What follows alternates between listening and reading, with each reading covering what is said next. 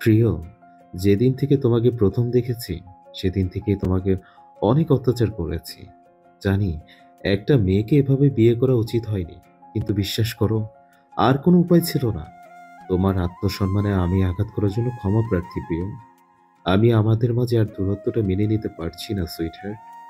যতবার তোমাকে বলেছি মুক্তি দেব, ততবারই আমি তোমাতে বেঁধেছি নিজেকে। আমার এই রংহীন জীবনের রংধনু তুমি প্রিয়।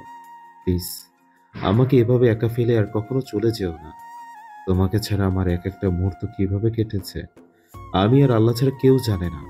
আমার পৃথিবী ধাপিয়ে বেড়ানো চরণ দমকে যায় তোমার কাছে। চারদিকে শূন্যতা, একমাত্র পূর্ণতা তুমি প্রিয়। দিন শেষে আমারও ক্লান্তিতে চোখ বুজে আসে।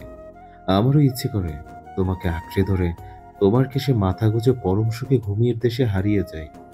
তোমার কোলে মাথা রেখে একটুখানি স্বস্তিতে নিঃশ্বাস ফেলতে চাই প্রিয়। খুব কষ্টে তোমাকে জড়িয়ে ধরে কষ্টগুলো উড়াতে চাই প্রিয়। একটা ছোট্ট সংসার হোক আমাদের, যেখানে ভালোবাসার পূর্ণতা থাকবে প্রতিটি ক্ষণ। দুঃখ কষ্ট ছুঁতে পারবে না আমাদের। একধারে কথাগুলো শেষ করে আয়মান মাথা নিচু করে বসে আছে। আজ তাকে বড্ড বেশি এলোমেলো লাগছে। খোলা জানলা দিয়ে প্রবেশ করা হাওয়া আয়মানের চুলগুলোতে মৃদু ঝড়ের সৃষ্টি করছে। রক্তিম চোখগুলো ফোকাস ফ্লোরের নির্দিষ্ট। হৃদয় তুমুল ঘূর্ণিঝড়ে লণ্ডভণ্ড করে আলসেমি করছে না। প্রিয় তার হঠাৎ কান্না পাচ্ছে। সেও তো কষ্ট পেয়েছে। একটা সংসার ভাঙার ভয় তাকেও আষ্টে পিষ্টে ঘায়াল করেছে প্রতি মুহূর্তে। অভিমানের বেড়াজাল থেকে বেরিয়ে আয়মানের কাছে যেতে পারেনি। এমনকি বিপদের দিনগুলোও পাশে ছিল না। যখন আয়মানের অতীতের কথাগুলো জানতে পেরেছে, তখন উচিত ছিল আয়মানের সঙ্গ দেওয়া। তখনও একরাশ অভিমান নিয়ে চলে এসেছে। প্রিয়তার ভারী নিঃশ্বাস আরমানের উপর পড়তেই উপরের দিকে তাকালো। প্রিয়তা তখনও ঠাই হয়ে বসে কান্না থামাতে ঘন ঘন নিঃশ্বাস ছাড়ছে। আয়মান একটু উঁচু হয়ে ডান হাতে প্রিয়তার মুখে ডান পাশে আলতো করে স্পর্শ করলো। বা হাতটা প্রিয়তার কোলের উপর রেখে প্রিয়তার চোখের দিকে তাকিয়ে নির্জীব কণ্ঠে বলল, আমি তোমার উত্তরের অপেক্ষা আছি প্রিয়। আমাকে প্লিজ আর কষ্ট দিও না। মোমের মতো আমি একটু একটু করে শেষ হয়ে যাচ্ছি তোমার অবহেলায়। প্রিয়তা আয়মানের দুই বাহু ধরে হু হু করে কেঁদে উঠল। জাপটে ধরল আয়মানকে। বর্ষার বালিধারার যেমন প্রকৃতির সকল গ্লানি অবসান্নতা মুছে সজীবতায় ভেবে যায়, তেমনি প্রিয়তা আজ একে একে সকল অভিমান অভিযোগ ভুলতে অশ্রু বিসর্জন দিচ্ছে। শত মুহূর্তের শত কষ্ট বেদনা আয়মানের পাঞ্জাবিতে লেপ্টে গেছে।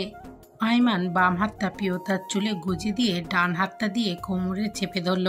গাছগাছালিতে অপরিচিত পাখিরা ভোরের আগাম বার্তা শোনাতে কিচিরমিচির করে চলেছে। রাতের কালবৈশাখী লেশ ছেড়ে আকাশ নীল শাড়িতে সেজেছে। বৃষ্টিতে সকল ময়লা আবর্জনা ধুয়ে প্রকৃতির সজীবতা প্রাণবন্ধ হাস্যোজ্জ্বল রূপে ছেয়ে গেছে। সকালে সোনালি রবির আলোতে ঝলমলে করছে চারিদিকটা। আয়মান প্রিয়তার জীবনেও বহুদিনের কালবৈশাখী শেষে ফিরে এসেছে প্রেমপূর্ণ ভালোবাসা। প্রিয়তা আয়মানের বাবা সে বেঘরে ঘুমাচ্ছে। আয়মান এক হাত প্রিয়তার গলদেশের নিচে রেখে অন্য হাত পিঠ আঁকড়ে ধরে ঘুমাচ্ছে। তাদের অভিযোগ অভিমানের পালা সমাধিস্থ করে ভালোবাসায় পরম আবেশে ফিরতেই কেটে গেছে অর্ধরাত। ঘুমের ঘরে প্রিয়তা আয়মানের উন্মুক্ত বুকে ঘন কালো পশমগুলো চেপে ধরতেই আয়মান মৃদু আর্তনাদ করে উঠল। ঘুমো ঘুমো চোখে প্রিয়তার দিকে তাকিয়ে রইল কিছুক্ষণ। বদ্ধ চোখের আলতো করে চুমু খেয়ে ঠোঁটের দিকে তাকালো। গোলাপি রাঙা ঠোঁটে চুমু খাওয়ার লোভ সামলাতে না পেরে গভীরভাবে চুমু খেতে লাগলো। প্রিয়তা চোখ খুললেই তাকাতেই হকচকিয়ে উঠল। প্রিয়তাকে ড্যাব ড্যাব করে তাকিয়ে থাকতে দেখে আয়মানের বুকের দিকে ইশারা করলো। প্রিয়তা তখনও বুকের ওপরে জাপটে ধরে আছে। তাড়াতাড়ি সরিয়ে আয়মানের দিকে দৃষ্টি নিক্ষেপ করলো। আয়মান বাঁকা এসে প্রিয়তাকে ছেড়ে দিল, কিন্তু প্রিয়তা আগামাথা কিছু না বুঝে হাঁ করে তাকিয়ে রইল। আয়মান প্রিয়তার দিকে শাড়ি বাড়িয়ে দিয়ে বাথরুমে চলে গেল। প্রিয়তা চুপচাপ বসে কালকের রাতে স্মৃতিচারণ করছে। প্রায় 5 মিনিট পর আয়মান তোয়ালে পেঁচিয়ে বাথরুম থেকে বেরিয়ে আসলো। চুলে ব্যাক ব্রাশ করতে করতে ড্রেসিং টেবিলের সামনে দাঁড়ালো। আয়নাতে প্রিয়তাকে বসে থাকতে দেখে ভুরু কুঁচকে পেছনের দিকে তাকালো। এভাবে বসে আছো কেন? দেরি হয়ে যাচ্ছে কিন্তু, তাড়াতাড়ি করো। প্রিয়তার ধ্যান ভাঙতেই আইমানের দিকে তাকালো। শ্যামবর্ণের চামড়ার উপর পানির কণাগুলো চকচক করছে। ফিটনেসযুক্ত উন্মুক্ত শরীরটার দিকে চোখ পড়তেই বিদ্যুতের ন্যায় শক খেল প্রিয়তা। যত দ্রুত সম্ভব চোখ নামিয়ে বাথরুমের দিকে পা বাড়ালো। আইমান আয়নায় প্রিয়তার হাবভাব দেখে না হেসে পারল না। ঘুটঘুটে অন্ধকারে জঙ্গলের মধ্যে ঠাঁই হয়ে দাঁড়িয়েছে পুরনো দিনের একটি দালান। চারিদিকে ঝিঝি পোকার শব্দ, দূর থেকে ভেসে আসছে কুকুরের বীভৎস চিৎকার। নিশাচর পাখির ডাকে রাতের গভীরতা জানান দিচ্ছে। চাঁদের আলো ঘন জঙ্গল ভেদ করে মাটি ছুঁতে বারবার ব্যর্থ হচ্ছে। আইমানের কাঠের চেয়ারটা টেনে সুমি সুলতানা মুখোমুখি হয়ে বসল। সুমি সুলতানা নিভৃত চোখে আইমানের দিকে তাকালো। শরীরটা বেশ দুর্বল কিনা বোঝা যাচ্ছে না, তবে মনের মধ্যে হাজারো ভয় ভীতি ঝাপটে ধরেছে। আইমান ধীর স্থির কণ্ঠে সুমি সুলতানাকে প্রশ্ন করল। আপনি সব বলবেন তো, নাকি অন্য ব্যবস্থা করব আমি? সুমি সুলতানার কণ্ঠ কাঁপছে। না না, আমি আজ সব বলবো, আমাকে প্লিজ ছেড়ে দাও। আমি আপনাকে বলতে বলেছি। বলছি, খন্দকার মোশাররফ হোসেন সাহেবের সাথেই আমার কালোবাজারের পথ চলা। এরপর আস্তে আস্তে লাভবান হতে আমার মধ্যে লোভ জেগে বসে। আস্তে আস্তে নারী পাচার সহ মদ্য পণ্যের ব্যবসা শুরু হয়। খন্দকার সাহেব ছাড়া আর কে কে আছে তা বলুন। আমি কিছু জানি না, আমি একমাত্র খন্দকার সাহেবকেই চিনি। উনি সব কিছু দেখাশোনা করতেন। নিজের স্বামীকে খুব বিশ্বাস করতেন মনে হয়, কিন্তু আপনার স্বামী তো আপনার বিশ্বাস রাখেনি মিসেস সুলতানা। আপনার জন্য আমার মাঝে মাঝে আফসোস হয় জানেন। নিজের সন্তানকে ছেড়ে খন্দকার সাহেবের ছেলে রাফসানকে নিজের সন্তানের মতো লালন পালন করেছেন, নিজের সন্তানের পেছনে লাগিয়ে দিয়েছেন, এমনকি আমার বিয়ের সাথে অবসভ্যতাম করার জন্য পর্যন্ত পাঠিয়েছেন। কিন্তু আপনি জানেন না, সাপের বাচ্চা সাপই হয়। আমিও আপনার ছেলে, এটা ভুলে গিয়ে নিজের পায়ে নিজেই কুড়াল মেরেছেন আপনি। ধপ করে চেয়ারে বসে পড়ল আইমান। দুজনের মধ্যে নীরবতা। আইমান চোখ বন্ধ করে বসে আছে। আপনাকে আর একটা প্রশ্ন করতে চাই মিসেস সুলতানা, আমার বাবার সাথে আপনি এমনটা কেন করলেন? কি দোষ ছিল আমাদের? সুমি সুলতানা নিশ্চুপ হয়ে নিচের দিকে তাকিয়ে আছে। আজ হয়তো একে একে নিজের হাতে তৈরি করা সাম্রাজ্য একসাথে ধ্বংস হয়ে যাবে। কি হলো বলেন, কি দোষ ছিল আমাদের? চুপ করে থাকবেন না, আপনার হাতে সময় খুব কম। কোনো দোষ ছিল না তোমাদের, আমি নিজেই ছেড়ে চলে গেছি। এত বছর পরও আমি আমার প্রাক্তন প্রেমিকের মায়া কাটিয়ে উঠতে পারিনি বলেই নিজের ভালোবাসার মানুষকে ফিরে পেতে সব ছেড়ে চলে গেছি সেদিন। আমার এতে তোমাদের জন্য কোনো আক্ষেপ নেই, তোমরা বেশ ভালোই আছো। একজন ক্ষমতাবান এমপি তুমি, এখন ঘর আছে, সংসার আছে, জীবনের মানেটা বুঝো তুমি। আমি থাকলে হয়তো এসব বুঝতে না। আইমান কোনো কথা বলল না। কেন জানি হাজারটা কথা মনের মাঝে ঘুরপাক খেলেও মুখ দিয়ে বের হচ্ছে না। আইমান উঠে দাঁড়ালো। আপনার সাথে এটাই হয়তো আমার শেষ দেখা। বেঁচে থাকলেও কখনো আপনার সাথে যেন আমার দেখা না হয়। যদি কখনো আপনার করা অন্যায়ের শাস্তি থেকে বেঁচে যান, আশা করব আপনি আমার জীবনের সাথে জড়িয়ে থাকা মানুষগুলোর দিকে কিংবা আমার কোনো কিছুর উপর নজর দেবেন না। আমার সাথে আপনার আর যদি কোনো দিন দেখা হয়, মনে রাখবেন সেদিনই আপনার শেষ দিন। আইমান হন্তদন্ত পায়ে বেরিয়ে গেল। দুজন মহিলা পুলিশ সুমি সুলতানাকে নিয়ে গেল। কিছুক্ষণ আগে খন্দকার সাহেব সহ তাদের সঙ্গপঙ্গকে পুলিশ ধরে ফেলেছে। আইমানের অক্লান্ত পরিশ্রমে সব প্রমাণ হাতের মুঠোয় এসেছে। আইমান তাড়াতাড়ি সব কাজ শেষ করে বাড়ি ফিরছে। প্রিয়তা বেঘরে ঘুমাচ্ছে দেখে আইমান আর ঘুম ভাঙালো না। ফ্রেশ হয়ে প্রিয়তাকে বুকের সাথে জড়িয়ে ধরে শুয়ে পড়ল। বহু কষ্টের পর প্রিয়তাকে আবারও নিজের করে পেয়েছে। এবার আর জোর করে নয়, দুটি মন ভালোবাসায় বদ্ধ হলো। আজ আরিয়ার এঙ্গেজমেন্ট। ওয়াহিদের এমবিবিএসটা শেষ করে বাড়িতে আরিয়ার কথা জানিয়েছে। ওয়াহিদের মা বাবা ছেলের কথা কখনো ফেলতে পারে না। তাছাড়া আরিয়াকে তাদের অনেক পছন্দ হয়েছে। আইমানের কাছে বিয়ের প্রস্তাব দিতেই আইমান রাজি হয়ে যায়। প্রিয়তা ভীষণ খুশি আরিয়া ওয়াহিদের প্রণয়পূর্ণতার জন্য। সকাল থেকে প্রিয়তা একা হাতে মেহমানদের জন্য ভিন্ন পদের নাস্তা তৈরি করছে। প্রিয়তা মা বাবা পিয়াস কিছুক্ষণ আগেই এসেছে। রেহিনা বেগম প্রিয়তার সাথে টুকটাক কাজ করছে। আরিয়া করতে চাইলেও প্রিয়তা করতে দেয়নি, সাজগোজের জন্য পাঠিয়ে দিয়েছে। আরিয়ার একদিকে আনন্দ হচ্ছে, এত শত অপেক্ষার পর প্রিয় মানুষটাকে নিজের করে পাওয়া হবে। অন্যদিকে ভাই ভাবি নিজের বাড়ি ছেড়ে থাকতে হবে। চাইলেও ফ্রিডম আর থাকবে না আগের মতো। ইরা অনু আরিয়াকে গুঁতো মেরে এটা ওটা জিজ্ঞাসা করছে। পৃথিবীতে সবকিছু একটা লিমিট থাকলেও বান্ধবীদের সাথে কথা বলার কোনো লিমিট থাকে না। দুনিয়ার সব আজে বাজে কথা একমাত্র সঙ্গী বন্ধু বান্ধবগুলোই। আরিয়া মাঝে মাঝে অবাক হয়ে ইরা অনুকে ভালোভাবে দেখে। এই সুন্দর ফুটফুটে নিষ্পাপ বাচ্চার মতো মেয়েগুলোর মুখের ভাষা যে এত খারাপ, চিন্তাধারা যে এত উদ্ভট, তা বাইরের মানুষের কল্পনাতীত। ইরা আরিয়ার গলার বাপাশে পরখ করে সন্ধিহান চোখে বলল, কি রে আরো, এইটা কিসের দাগ? ওয়াদি ভাইয়া করছে নাকি? বিয়ের আগে এসব করছস তোরা? আরিয়া কটমট করে ইরার দিকে তাকালো। ছি, কি বলিস এগুলো? উল্টোপাল্টা ভাবিস কেমনে? এটা চুলকাতে গিয়ে এমন হয়ে গেছে। হায় হায়, কি বলে এগুলো? তোর তো তাহলে বিয়ের পর অস্তিত্বই থাকবে না। তোর শরীরে দাগের হাট বাজার বসবে। আরিয়া কিছু বলার আগেই মোবাইল বেজে উঠল। ওয়াহিদের ফোন পেয়ে এক চিলতে হাসি ফুটে উঠল আরিয়ার মুখে। আরে দোস্ত, ধর তাড়াতাড়ি। তোর ব্যাটা তো আবার রাগ করে বসবে, পরে দেবী বাসরাতে তোর অবস্থা খারাপ করে দিছে। আল্লাহর ওয়াস্তে মাপ চাই বোন, মুখে লাগাম টান। দেখা গেল সবার সামনে এগুলো বলে বসলি, তখন মান সম্মান দফা রফা হয়ে যাবে। আরিয়া মোবাইলটা নিয়ে বারান্দায় চলে গেল। ইরা অনু হাসতে হাসতে লুটোপুটি খাচ্ছে। পশ্চিমের অম্বরপানে লালচে দিবাকর হেলে পড়েছে। বর্ষার মেঘমালা আকাশ নিজ হাতে মুছে নীলের নীল সেজেছে। পাখিরা নিজ নীড়ে ফিরতে তোড়জোড় চলছে। ওয়াহিদের গাড়ি মির্জা নিবাসের সামনে এসে দাঁড়িয়েছে। ওয়াহিদের মা বাবা একে একে সবাই নেমে পড়ল। ওয়াহিদের কিছুটা নার্ভাস ফিল হচ্ছে। অজানা উত্তেজনায় ধুকপুক বুক কাঁপছে। যতই পা ফেলছে ততই হার্টবিট ফাস্ট হচ্ছে। বারান্দা থেকে আরিয়া লুকিয়ে ওয়াহিদকে দেখছে। সাদা পাঞ্জাবিতে ওয়াহিদকে একটু বেশি আকর্ষণীয় লাগছে। জেল দেওয়ায় চুলগুলো বাধ্য হয়ে আছে। বা হাতে কফি কালারের মোটা বেল্টের ডিজিটাল ঘড়ি। ফর্সার চেহারায় তৃপ্তিময় হাসি।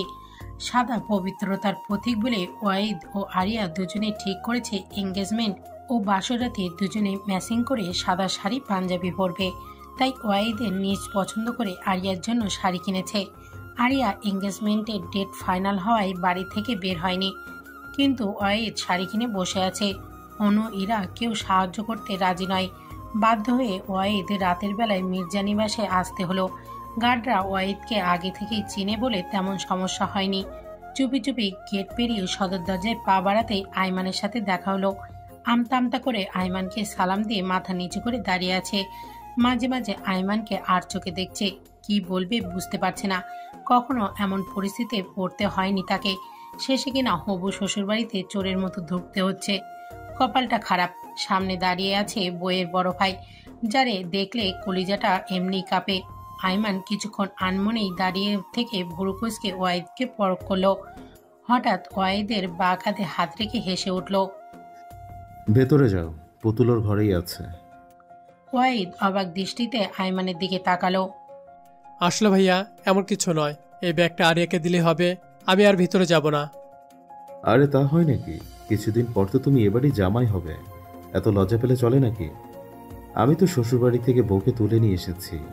তোমার তো লাগ ভালো, নিজের ভালোবাসার মানুষকে কেমন কষ্ট বিনে পেয়ে যাচ্ছ। তবে একটা কথা কি জানো, এই পৃথিবীতে বিনা কষ্টে পাওয়া জিনিসগুলোর কদর মানুষ করতে জানে না। তাই একটু ভয় হয় আমার। এত তাড়াতাড়ি রাজি হওয়া উচিত ছিল না আমার। তবে যখন বোনকে তোমার হাতে দিতে রাজি হয়েছি, তুমি তোমার ভালোবাসায় আবার বোনকে বেঁধে রাখো। আবার বোনকে কষ্ট দেওয়ার আগে আমাকে মেরে ফেলো। আইমানের কণ্ঠ ভারী হয়ে আসলো। ওয়াহিদ হন্তদন্ত পায়ে আইমানের দিকে এগিয়ে গেল। আইমানের বা হাত তার ডান হাতে ধরল। ভাইয়া এভাবে বলবেন না, আমি আমার জীবনের শেষ দিন পর্যন্ত আপনার বোনকে আগলে রাখবো, আপনাকে ছুঁয়ে কথা দিলাম। তোমার উপর সেই বিশ্বাসটুকু রেখেছি বলেই আমার বোনকে তোমার হাতে তুলে দিতে চাই। আইমান ডান হাত দিয়ে চোখের কোণের পানি মুছে মুচকি হেসে ওয়াহিদকে ভেতরে যেতে বলল। ওয়াহিদ ধীর পায়ে ভেতরে ঢুকলো। আইমান বাইরে চলে গেল। ড্রয়িং রুমে প্রিয়তাকে দেখে ওয়াহিদ লম্বা করে সালাম দিল। প্রিয়তা সালামের উত্তর দিয়ে ওয়াহিদকে বসতে বলল। দুষ্টু হেসে বলল, কি ব্যাপার ডাক্তার সাহেব, এই রাতের বেলা আপনার আগমন? বউয়ের সাথে ঝগড়া হয়েছে নাকি? ওয়াহিদ একগাল হেসে উঠল। আরে না ভাবি, আপনার ননদি নাকি এঙ্গেজমেন্টের আগে বাসা থেকে বের হবে না, তাই তো শাড়ি দিতে 7 সমুদ্র 13 নদী পাড়ি জমিয়ে এখানে আসা। বাসা থেকে বের হয়ে মনে মনে আল্লাহ আল্লাহ করতে করতে আসছি যাতে ভাইয়ার সামনে না পড়ি, কিন্তু সে ভাইয়ার সামনেই পড়লাম। কথায় আছে না, যেখানে বাঘের ভয় সেখানে সন্ধে হয়। আমার প্রচুর লজ্জা লাগছিল ভাইয়াকে দেখে। লজ্জা লাগলে আসতে কি বলছে? আরিয়ার কথায় ওয়াহিদ সামনের দিকে তাকালো। আরিয়া হাত ভাঁজ করে দেয়ালের সাথে দাঁড়িয়ে আছে। প্রিয়তা আরিয়াকে চোখ টিপ মেরে ওখান থেকে কেটে পড়ল। ওয়াহিদ অস্থির হয়ে আরিয়ার পাশে এসে দাঁড়ালো। আরিয়া, কি সমস্যা তোমার? বাইরে যাও না কেন? কত কষ্ট করে আসতে হলো জানো তুমি?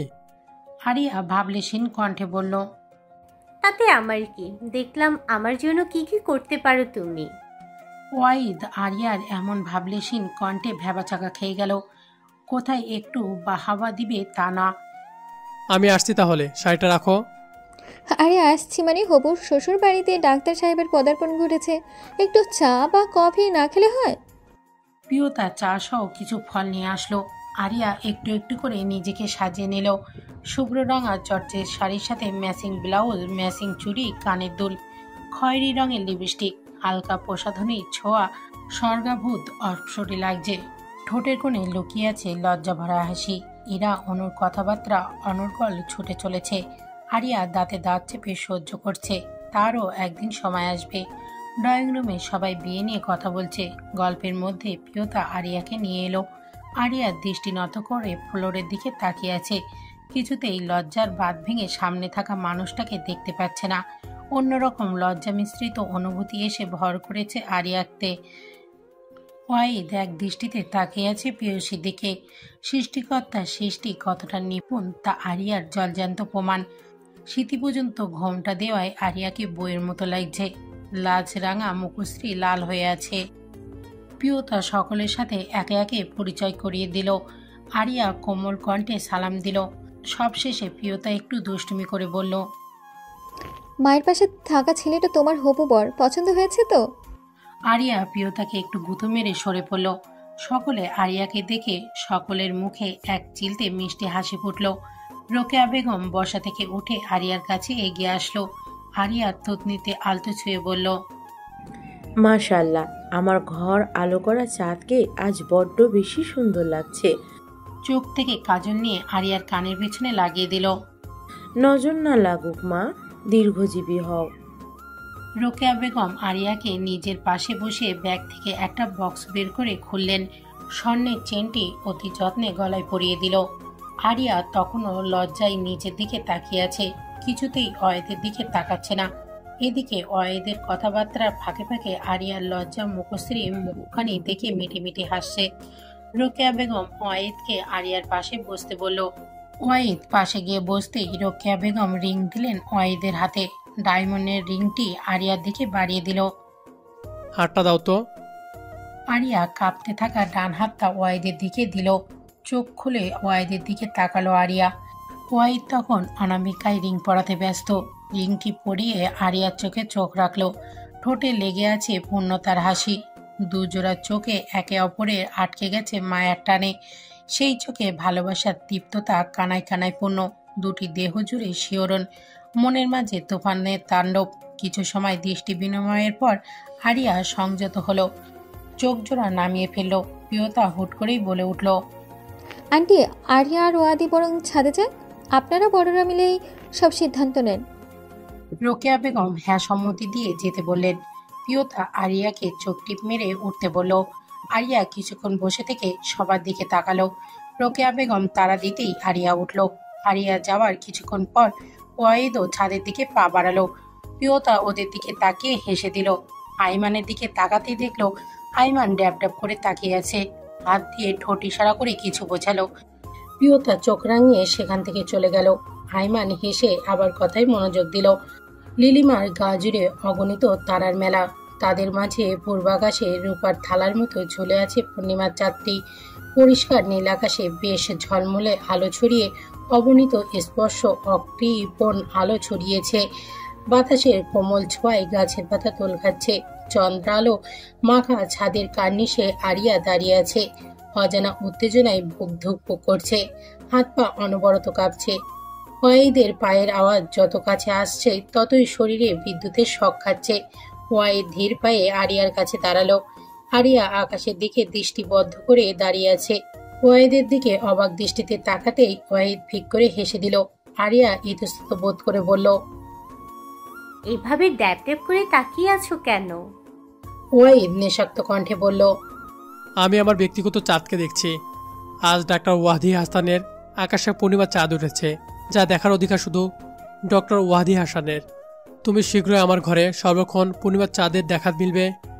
আরিয়া ফিক করে হেসে বলল, ও আচ্ছা তাই। আরিয়া মির্জা। এঙ্গেজমেন্টের 1 সপ্তাহ পর আরিয়া ও ওয়াহিদের বিয়ে। আজ আরিয়ার গায়ে হলুদ। আইমানের একমাত্র বোনের বিয়েতে কোনো কিছুরই কমতি রাখতে চায় না।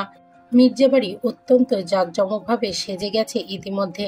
চারিদিকে লোকজনের গমগম পরিবেশ। বাড়ির সামনে বিশাল জায়গা জুড়ে গায়ে হলুদের জন্য সাজানো হয়েছে।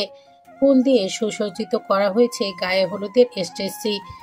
মাঝ বরাবর রাজকীয়ভাবে ঠাঁই পেয়েছে কারুকাজের সোফাটি। দুপাশে অন্যরা বসার জন্য আরো 2টি সোফা। পার্লারের মেয়েরা আরিয়াকে সাজাতে ব্যস্ত। হলুদ খয়েরি মিশ্রিত জামদানি শাড়ির সাথে জামদানি ব্লাউজ, সাথে ভারী মেকআপের আস্তরণ এবং হলুদের গহনা। হলুদের সাথে খয়েরি রংটা আরিয়ার শরীরে বেশ মানিয়েছে। মোবাইলের বিপ বিপ শব্দে স্ক্রিনে ভেসে উঠল ওয়াহিদের নাম। ভিডিও কল করেছে। আরিয়া মোবাইল নিয়ে বারান্দায় চলে গেল। প্রিয়তা ব্যস্ত আসতে সবকিছু তদারকি করছে। মেহমান অনেকে আসলেও ঘরের মানুষজনের দায়িত্ব সব থেকে বেশি। আইমান বহুক্ষণ ধরে প্রিয়তার পিছন পিছন ঘুরছে। কাজের জন্য ফাঁক ফোকর খুঁজে পাচ্ছে না বলে প্রিয়তা যেতেও পারছে না। প্রিয়, এতক্ষণ ধরে ডাকছি, এবার আসো প্লিজ। এই তো আসছি। সবাইকে সবকিছু বুঝিয়ে দিয়ে প্রিয়তা ঘরে গেল। ঘরময় শুনশান নীরবতা। প্রিয়তা সামান্য অবাক হলো। যেভাবে ডেকেছে মনে হচ্ছে কোনো দরকারি কাজে, কিন্তু এনার কোনো খবরই নেই। হঠাৎ পিছন থেকে জড়িয়ে ধরতেই হকচকিয়ে উঠল প্রিয়তা। ওহ, কি হচ্ছে কি? ছাড়ুন, কাজ আছে আমার। এই মুহূর্তে কোনো কাজ নেই তোমার? সারাদিন একবারও কাছে পেলাম না। আমার কথা কি একটুও ভাবো না? এত নির্দয় কেন তুমি? বিয়েটা সুষ্ঠু শান্তিপূর্ণভাবে হয়ে যাক, তখন সময় দিব। এখন ছাড়ুন। আইমান কোনো কথা না বলে ঘাড়ের কাছে উষ্ণ ঠোঁটের স্পর্শ এড়িয়ে দিল। প্রিয়তা শিউরে উঠল। শাড়ি পরো নাই কেন? সবাই তো রেডি হয়ে গেছে। পরবো আর একটু পরে। আচ্ছা, আমি আসছি তাহলে। প্রিয়তার মুখে ঠোঁটে চোখের পাতায় চুম্বন এঁকে দিয়ে চলে গেল। মির্জা বাড়িতে পরিপূর্ণ মেহমানদের আগমন। এমপি মন্ত্রী সহ অনেক বড় বড় লোকজন এসেছে। তাদের স্বাগত জানাতে আইমানের লোকজন ব্যস্ত। আইমান নিজেও সবকিছু তদারকি করছে। শ্বশুর মশাইয়ের সাথে মনোমালিন্যটা এখন অনেক কমে গেছে আইমানের। দেরি হলেও আইমানকে তারা মন থেকে মেনে নিয়েছে। তাদের মেয়ে, ঘর সংসার, স্বামী, ননদ সবকিছু নিয়ে শোকে আছে। এর থেকে বেশি আর কি বা চাওয়ার থাকে মা বাবার? ইতিমধ্যে ওয়াহিদের গাড়িগুলো একে একে থামলো। আরিয়ার বান্ধবীরা গেট ধরে 1 গাদা টাকা নিয়ে চলে গেল। আইমান নিজে গিয়ে কুশল বিনিময় করে ওয়াহিদকে স্টেজে রাজকীয় সভায় বসিয়ে দিল। কিছুক্ষণ পর ভারী মেকআপ, হাতে, গলায়, মাথায়, কানে গর্জিয়াস জুয়েলারির সাথে খয়েরি রঙের ভারী লেহেঙ্গার ওড়না দিয়ে অবপুষ্টনের আড়ালে মায়াবী মুখশ্রী রেখে 2 হাতে লেহেঙ্গা একটু উঁচু করে আরিয়া স্টেজে উঠল। আইমান বোনকে জড়িয়ে ধরল। মাশাআল্লাহ, আমার বোনকে খুব সুন্দর লাগছে। মাথায় হাত বুলিয়ে দিয়ে আরিয়াকেও বসিয়ে দিল। কাজী সাহেবও বিয়ের কাজ আরম্ভ করে দিল। আসাদ মির্জার একমাত্র কন্যা আরিয়া মির্জার সাথে 10,01,000 টাকা দেনমোহর ধার্য করিয়া এরশাদ চৌধুরীর একমাত্র পুত্র ওয়াদি হাসানের সাথে বিবাহ দিলাম। বলুন মা কবুল। আরিয়া কাপা কাপা কণ্ঠে 3 বার কবুল বলল। ওয়াহিদও কবুল বলে ফেলল দ্রুত। বিয়ের সব কাজ শেষ করে আরিয়াকে ওয়াহিদের পাশে বসানো হলো। লোকজনেরা খাওয়া দাওয়া ঠিকঠাক হচ্ছে কিনা তা দেখতে আইমান চলে গেল। ওয়াহিদ কিছুটা আরিয়ার গা ঘেঁষে বসলো। আরিয়া তখন নিচের দিকে তাকিয়ে নখ খুঁড়তে ব্যস্ত। ওয়াহিদের গলা খাকারিতে কানের কাছে মুখ নিয়ে ফিসফিস করে বলল, তুমি আজকে রাতের জন্য প্রস্তুত তো? এখনও ঢের সময় আছে, নিজেকে প্রস্তুত করো। ডাক্তারদের টেস্টোস্টেরন হরমোন একটু বেশি লাফালাফি করে, বুঝতে পারছো তো? ওয়াহিদ মুখ সরিয়ে নিজেও কিছুটা সরে গেল, এমন ভাব করে রইল যেন কিছুই বলেনি। আরিয়া ড্যাব করে ওয়াহিদের দিকে তাকাতেই ওয়াহিদ অন্যদিকে চোখ ফিরিয়ে নিল। এখনো বিয়ের 1 ঘন্টা হয়নি আর তুমি এখন থেকে এগুলো বলছো? আল্লাহ, তুমি এতটা নির্লজ্জ! ওয়াহিদ কিছুটা নিচু কণ্ঠে বলল, তো কি করব? পরে তো বলবে আমি প্রস্তুত নই, তাই বিপদ এড়াতে আগে ভাগে বলে দিলাম। আরিয়া কিছু বলার আগেই ইরা অনু হাজির। কি খবর বান্ধবী, কি কথা হয়েছে? তোদেরকে বলতে হবে নাকি সব কিছুতেই? ইরা অবাক কণ্ঠে বলল, বাবা, এটা কি আমাদের আরও শোনা বলছে? বিশ্বাসই করতে পারছি না। এটাকে বলে জামাই পাগল মেয়ে মানুষ। ইরা অনু ওয়াহিদ হেসে উঠল। আরিয়া কটমট করে তাকিয়ে রইল। আমি মোটেও জামাই পাগল না। তাহলে কি ভাইয়া বউ পাগল? অবশ্যই আমি বউ পাগল। আবারও সবাই হেসে উঠল। খাওয়া দাওয়া শেষে ক্যামেরাম্যান সবার ছবি তুলছে। এক ফ্রেমে ওয়াহিদ আরিয়া বসে আছে, আমিনুর ইসলামের পাশে রেহেনা বেগম, এরশাদ চৌধুরীর পাশে রোকেয়া বেগম, ইরা অনু পিয়াস সকলেই আছে। আইমান প্রিয়তার কাঁধে হাত রাখতেই প্রিয়তা আইমানের দিকে তাকালো। ক্যামেরাম্যান ক্লিক করলো, একটি সুখী পরিবারের ছবি উঠল। সব আচার অনুষ্ঠান শেষ করে বিকেল গড়িয়ে পড়ল। এবার আরিয়ার বিদায়ের পালা। ভাইকে জড়িয়ে ধরে হাউমাউ করে কাঁদছে আরিয়া। আইমানের বুকের মধ্যে ঘূর্ণিঝড়ের তাণ্ডব চলছে। ছোট থেকে নিজের হাতে বড় করেছে ছোট বোনটাকে। হাজারো ব্যস্ততার রেখে পুতুল খেলার সঙ্গে হওয়া, খাওয়ানো, ঘুম পাড়ানো, শাড়ি পরিয়ে দেওয়া, সাজিয়ে দেওয়া সবকিছু নিজ হাতে করেছে।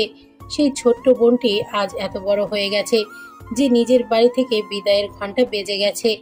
আইমান ঠোঁট চেপে কান্না আটকানোর চেষ্টা করছে, চোখ লাল হয়ে উঠেছে। প্রিয়তা নীরবে চোখের জল ফেলছে। এই বাড়িতে আসার পর আরিয়ার কারণেই তার একাকিত্বটা দূর হয়েছে। একে একে সবার কাছ থেকে বিদায় নিয়ে গাড়িতে উঠে বসলো। ওয়াহিদও বেশ খারাপ লাগছে আরিয়ার কথা ভেবে। টিস্যু পেপার দিয়ে চোখ মুখ মুছে দিল আরিয়ার। গাড়ি চলতে শুরু করলো। আরিয়া ওয়াহিদের কাঁধে মাথা রেখে চোখ বুজে রইল। সন্ধ্যার পর থেকে আকাশ মেঘাচ্ছন্ন, থেকে থেকে বিদ্যুৎপৃষ্ঠের আলোতে আলোকিত হচ্ছে ধরণী। রাত এখন মধ্য। বৃষ্টি স্নাতা রজনীতে দীর্ঘ সময় প্রতীক্ষা শেষে আরিয়া ওয়াহিদের জীবনে এলো সেই কাঙ্ক্ষিত মধুময় রাত্রি। আরিয়া সাদা রঙের সিলভার পাথরের জর্জের শাড়ি জড়িয়ে সুদীর্ঘ ঘোমটা টেনে বিছানায় বসে আছে। মনের মধ্যে অজানা ভয় জেগে বসেছে। বাইরে ঝুম বৃষ্টিতে ধূসররাঙা পর্দাগুলো সরে ঘরে আসতে পড়ছে। বজ্রপাতের শব্দে আরিয়া কেঁপে উঠল খানিকটা। অজানা অচেনা ঘরে সে একা বসে আছে। এদিকে ওয়াহিদের কোনো খবর নেই।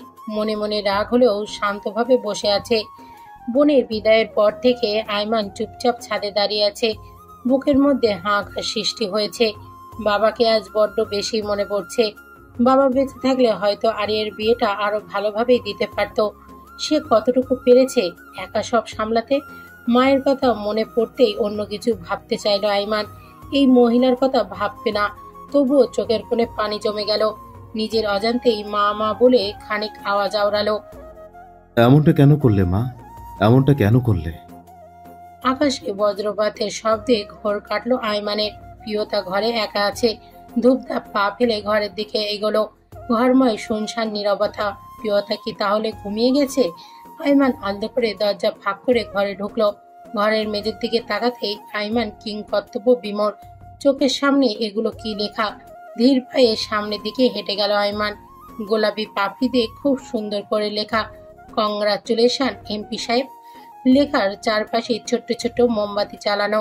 আইমান এক দৃষ্টিতে তাকিয়ে রইল সেই দিকে। পিছন থেকে খুব শক্ত করে কারো জড়িয়ে ধরাতে আইমান পিছনে তাকালো। আস্তে আস্তে প্রিয়তাকে সামনের দিকে ফিরিয়ে কপালে চুমে এঁকে দিয়ে জড়িয়ে ধরল। প্রিয় ধীর কণ্ঠে বলল, আপনি বাবা হতে চলেছেন। কংগ্রাচুলেশন প্রিয়, সেই সাথে ধন্যবাদ আমাকে এত বড় খুশি সংবাদ দেওয়ার জন্য। প্রিয়তা হেসে উঠল। ভালোবাসি প্রিয়। কি বলো? ভালোবাসি। ওয়াহিদ আত্মীয় স্বজন বন্ধু দরকারি কাজ শেষ করে হন্তদন্ত ভাবে ঘরের দরজায় আসতেই ডাকাত বাহিনীর হাতে পড়ল। কাজিন মহল, আরেক নাম ডাকাত মহল। কয়েক মুহূর্তের মধ্যে ওয়াহিদকে হাতিয়ে 35,000 টাকা নিয়ে নিল। ওয়াহিদ করুণ দৃষ্টিতে তাকিয়ে থাকলো কিছুক্ষণ, তারপর সেদিকে ভাবাবেগ না করে আরিয়ারের চিন্তায় ব্যস্ত হলো। সবাইকে গুড নাইট বলে মুখের ওপর ধরম করে দরজা লাগিয়ে দিল। আরিয়া দরজার শব্দে কেঁপে উঠল। ওয়াহিদ ধীর পায়ে হেঁটে বিছানার সামনে দাঁড়ালো। কি বলবে মাথায় তালগোল পাকিয়ে যাচ্ছে। আরিয়া বিছানার থেকে উঠে ওয়াহিদকে সালাম দিল। ওয়াহিদ রিং বের করে আরিয়ার হাতে পরিয়ে দিল। তোমার বাসরাতে উপহার প্রিয়তমা। আলমারি খুলে একটা হলদে খাম বের করে আরিয়ার হাতে দিল। আমি এগুলো দিয়ে কি করব? সেটা তুমি জানো। স্বামী হিসেবে আজ রাতে মহারণা আদায় করা আমার কর্তব্য, সেটা পালন করলাম। এগুলো এখন আলমারিতে রেখে দাও। ওয়াহিদ টাকাগুলো রেখে দিয়ে দুটো জায়নামাজ এবং আরিয়ার জন্য সুতির শাড়ি বের করলো। যাও অজু করে এসো, একসাথে নামাজ পড়বো। আরিয়া শাড়ি নিয়ে বাথরুমে চলে গেল। দুজন মিলে নামাজ আদায় করে নতুন জীবনের জন্য আল্লাহর কাছে প্রার্থনা করলো। ওয়াহিদ আরিয়াকে কাছে টেনে দোয়া পড়ে কপালে ফু দিয়ে ওষ্ঠধয় ছুঁয়ে দিল। একটানে বুকের সাথে মিশিয়ে গভীরভাবে নিঃশ্বাস ফেললো ওয়াহিদ। ভালোবাসে অর্ধাঙ্গনী, আমার ঘোয়ারওয়ালি, আমার বামপাজর। আরিয়া প্রথম প্রিয় মানুষের স্পর্শ পেয়ে কেঁপে উঠল। রন্ধে রন্ধে শিহরণের তুফান বয়ে যাচ্ছে। অজানা অচেনা অনুভূতি অনুভব করছে। মধুময় সেই স্পর্শ, সেই অনুভূতি। দুই প্রান্তে দুজন মানব দীর্ঘ অপেক্ষায় প্রহর গুনছে প্রিয়তমার কাছ থেকে ভালোবাসি শুনতে। ঝুম বৃষ্টি নিত্য রজনীতে দু প্রান্তে দুই প্রিয়তমাকে মুখে উচ্চারিত হলো ভালোবাসি। একবার নয়, দুইবার নয়, বহুবার। আইমান আরো শক্ত করে প্রিয়তাকে জড়িয়ে ধরল। হুট করে চোখ থেকে কয়েক ফোঁটা পানি বের হয়ে আসলো। ঠোঁটের কোণে এক চিলতে মিষ্টি হাসি। সুখের অশ্রু গড়িয়ে পড়ছে চোখ থেকে। ওয়াদি নিজের আষ্টেপৃষ্টে জড়িয়ে ধরল আরিয়াকে। আরিয়া চুপচাপ ওয়াহিদের অস্বাভাবিক হৃদস্পন্দন শুনছে। কেটে গেল 3 বছর। আইমানও এবছরও বহু ভোটে নির্বাচিত এমপি পদে হলো। প্রিয়তাও ও আরমানের রাজপুত্রের মতো পুত্র সন্তান এসেছে প্রিয়তার কোলজোড়ে। রং এবং চেহারা দুটোই মায়ে ফেলেও স্বভাব হুবহু বাবাকে নকল করা। প্রিয়তা সবসময় আইমানকে খোঁচা দেয়। আপনার ছেলেও কোনো মেয়েকে জোর করে বিয়ে করে পাপার ঐতিহ্য রক্ষা করবে, দেখবেন। আইমান রীতিমতো ছেলের প্রশিক্ষণ দেয় মেয়ে পটানোর। বাপ ছেলের কাণ্ড দেখে প্রিয়তা হেসে ওঠে। আরিয়া এই বছর MBBS শেষ করে ডাক্তার হয়ে বেরিয়েছে। বেশ সুখেই আছে ওয়াহিদের সাথে। আইমানের সেই দিনের কথা ওয়াহিদ ভুল প্রমাণ করলো। যে ভালোবাসবে সে অল্পতে পেয়েও ভালোবাসবে।